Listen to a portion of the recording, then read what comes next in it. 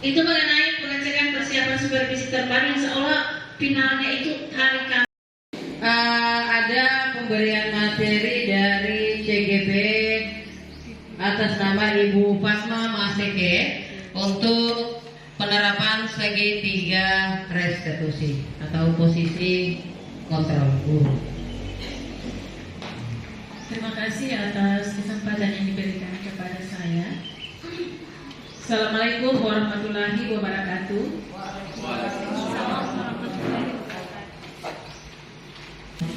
Pada kesempatan ini saya akan membawakan materi tentang segitiga restitusi. Mengingat di sekolah kita ini sering terjadi masalah tentang siswa, bahkan mungkin hari-hari ya kita menghadapi siswa yang bermasalah. Nah, kita sebagai guru itu ada cara yang baik untuk menyelesaikan masalah siswa tersebut. Namun sebelum kita masuk pada segitiga restitusi, kita lihat dulu 5 posisi kontrol guru. Jadi ada 5 posisi kontrol guru. Yang pertama tentang posisi punish head atau penghukum. Jadi biasanya kita kalau menghadapi siswa yang bermasalah, kita ada yang guru yang sering memberikan hukuman. Jadi yang pada posisi ini perbuatan guru berupa menghardik, menunjuk-nunjuk, menyindir dan menyakiti. Hasilnya siswa akan memberontak. Kalau kita melakukan seperti itu, siswa akan memberontak, kemudian menyalahkan orang lain dan bahkan berbohong. Kemudian dari itu kita lakukan agar tidak. Kemudian posisi kedua adalah guiter atau pembuat orang lain merasa bersalah. Nah, di sini ada contohnya, yaitu intonasi guru yang lebih halus ya. Misalnya, aduh, kamu kok telat lagi? Ya, jadi itu contoh.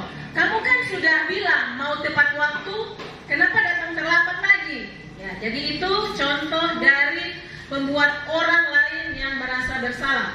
Yang ketiga, posisi yang ketiga adalah budi atau teman tadi ya, atau teman. Jadi kita sebagai guru memposisikan murid itu sebagai teman. Nah, guru mengambil posisi seperti ini orang lain yang dekat dengan anak-anak. Jadi contoh kalimat yang posisi sebagai teman, ini contohnya adalah posisi kontrol sebagai monitor atau pemantau. Jadi kita sebagai guru juga harus memiliki posisi kontrol, memantau. Nah, pada posisi ini, jika siswa tidak disiplin, guru lebih santai. Ya, jangan memarah-marahi siswa tersebut. Ia tidak menghardik dan berkata dengan intonasi datar saja. Jangan tinggikan intonasi kita sebagai guru. Kemudian guru mengingatkan peraturan yang disepakati. Peraturan yang disepakati itu yang sudah dijelaskan oleh Bu Nati tadi tentang keyakinan kelas yang telah disepakati tadi. Kemudian apa aturan? Nah, ini contoh ya. Apa aturan kita sih? Jadi guru menghitung, mengukur dan memberikan konsekuensi. Akibatnya dari guru sebagai pemantau ini anak akan menyesuaikan diri bila diawasi dan ia menitik beratkan pada akibat atau hadiah untuk dirinya. Jadi ini posisi kontrol sebagai pemantau. Yang terakhir, posisi kontrol sebagai manajer.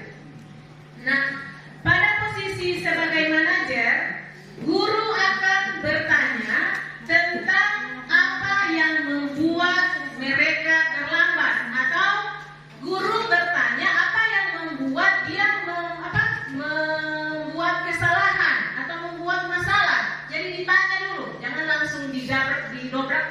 tidak ditanya masalahnya apa. Jadi dalam posisi manajer ini, kita harus menanyakan dulu masalah apa yang dia hadapi. Kemudian, anak diharapkan jujur menjawab. Jadi kalau kita bertanya masalah apa yang dihadapi, pasti anak akan menjawab dengan jujur. Kemudian misalnya ini ada contohnya ya untuk posisi kontrol manajer, ini ada contohnya. Saya terlambat karena semalam menonton YouTube, main online game dan sebagainya. Jadi mereka jujur. Ketika kita bertanya masalah apa sampai kenapa dia terlambat, jadi mereka akan jujur. Nah, terhadap jawaban tersebut, guru merespon dengan kata-kata, misalnya. Jadi tadi kan anak itu menjelaskan masalah yang dia hadapi. Kemudian kita sebagai guru itu merespon. Contohnya, apa yang kau yakini tentang kesepakatan kelas kita? Bagaimana Anda akan menghargai waktu? Apa yang bisa kau kerjakan untuk memperbaiki kesalahan ini? Besok lagi harusnya seperti apa? Jadi kita jangan, kenapa kamu terlambat? Nah, dengan seperti itu. Nah, dari posisi kontrol di atas, saya Bapak Ibu, saya akan menanyakan kepada Bapak Ibu, kira-kira posisi kontrol yang mana yang paling baik kita gunakan sebagai guru? Ada posisi kontrol sebagai pemantau, manajer sebagai teman, dan penghukum, posisi kontrol sebagai penghukum, dan ada juga posisi kontrol sebagai validasi. Kira-kira posisi kontrol yang mana yang baik untuk kita terapkan? Kontrol yang kita gunakan adalah posisi kontrol sebagai manajer. Jadi kita kalau anak-anak punya masalah, jangan langsung dimarah-marahin, tanyakan dulu masalah apa yang dia hadapi sampai dia terlambat, sampai dia tidak masuk sekolah. Jadi seperti itu. Oke? Nah, kemudian setelah kita mengetahui masalah siswa, jadi kita harus menyelesaikan dengan 3 cara, ya, 3 cara menyelesaikan segitiga restitusi. Dengan cara segitiga restitusi. Nah, apa itu restitusi, Bapak Ibu? Restitusi adalah proses menciptakan kondisi bagi murid untuk memperbaiki kesalahan mereka, sehingga mereka bisa kembali pada kelompok mereka dengan karakter yang lebih kuat dan lebih baik. Jadi itu pengertian dari restitusi itu sendiri. Nah, sebagai guru, dalam mengatasi siswa yang melakukan tindakan yang melanggar, sebaiknya memposisikan diri sebagai manajer dengan melakukan segitiga restitusi. Yang pertama adalah menstabilkan identitas, yang kedua validasi tindakan yang salah, dan yang ketiga menanyakan keyakinan. Jadi 3 cara itu cara untuk menyelesaikan siswa yang bermasalah. Iya. Jadi yang pertama, kita mulai dari yang pertama, validasi tindakan yang salah. Jadi kalau ada siswa yang bermasalah, kita tanyakan dulu masalahnya apa. Jadi kita lihat dulu validasi tindakan yang salah seperti apa.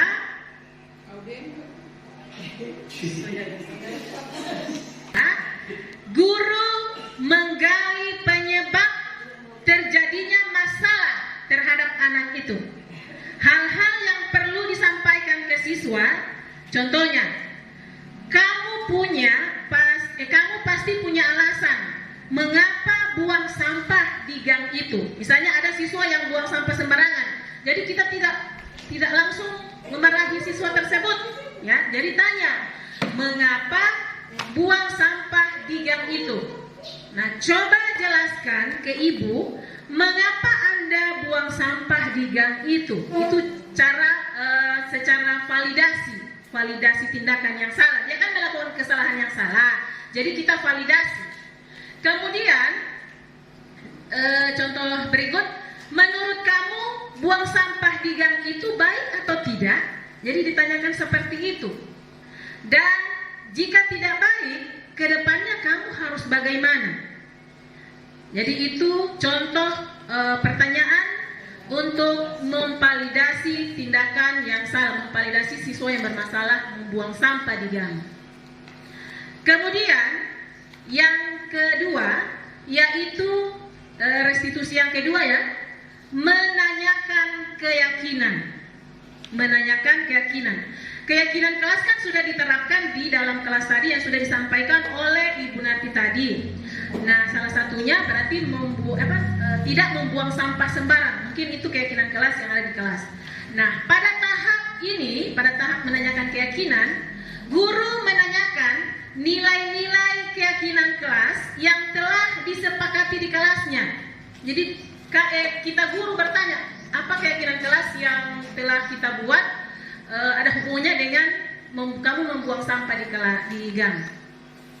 Hal-hal yang perlu disampaikan ke siswa apabila siswa melakukan masalah ini, contohnya adalah kamu masih ingat keyakinan kelas yang telah kita sepakati sebelumnya. Jadi ini cara-cara untuk menanyakan kepada siswa. Kemudian, jika kamu buang sampah bukan pada tempatnya, nilai apa saja yang kamu tidak laksanakan? Nah, mereka akan menjawab dengan jujur. Nah, kemudian apakah kamu yakin melaksanakan nilai itu? Nah, pasti mereka akan menjawab, insya Allah bisa. Nah, kamu ingin menjadi siswa seperti apa ke depannya? Jadi ini pertanyaan-pertanyaan guru yang diberikan ke siswa. Jadi siswa itu menjawab dengan jujur. Setelah itu, guru memberikan nasihat dan bimbingan serta memberikan semangat kepada siswa agar ia tidak mengulangi perbuatannya yang salah tadi. Nah, untuk lebih jelasnya, nanti sebentar kita akan lihat bagaimana contoh segitiga restitusi yang saya sudah buat di kelas.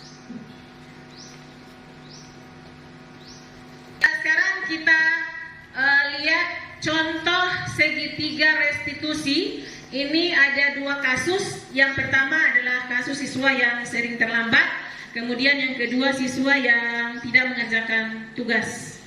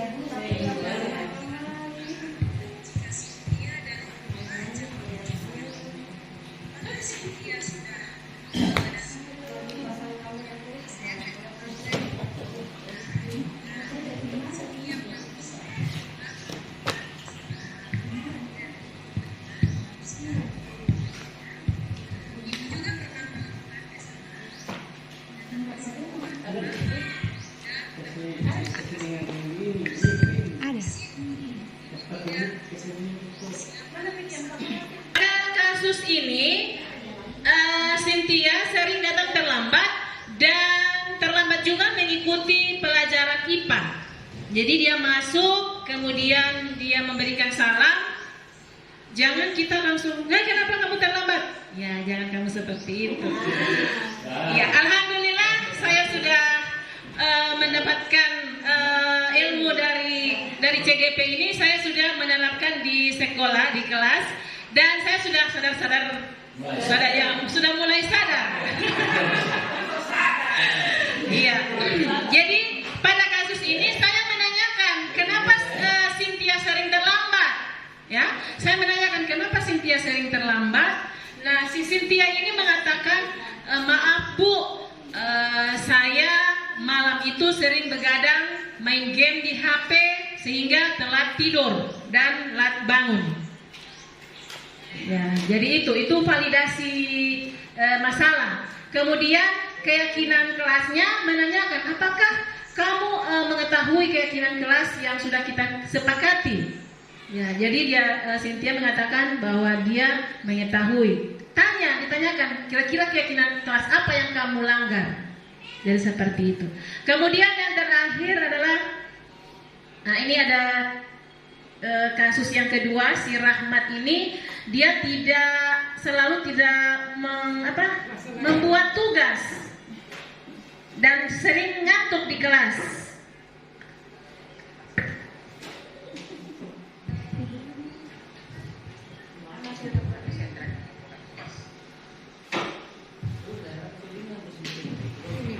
Oke, nanti dikirim di grup.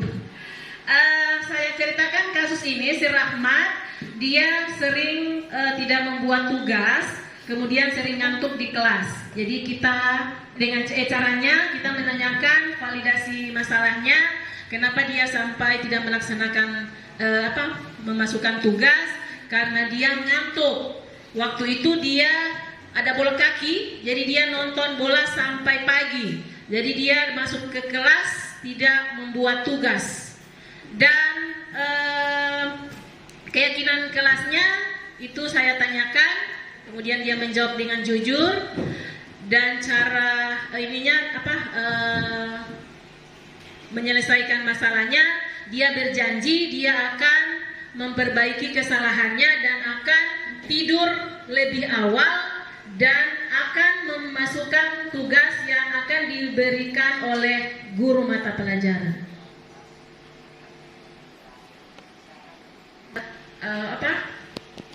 Segitiga restitusi yang insya Allah kita terapkan di kelas nanti apabila kita menghadapi siswa yang bermasalah. Jadi mungkin ini segitiga restitusi ini sudah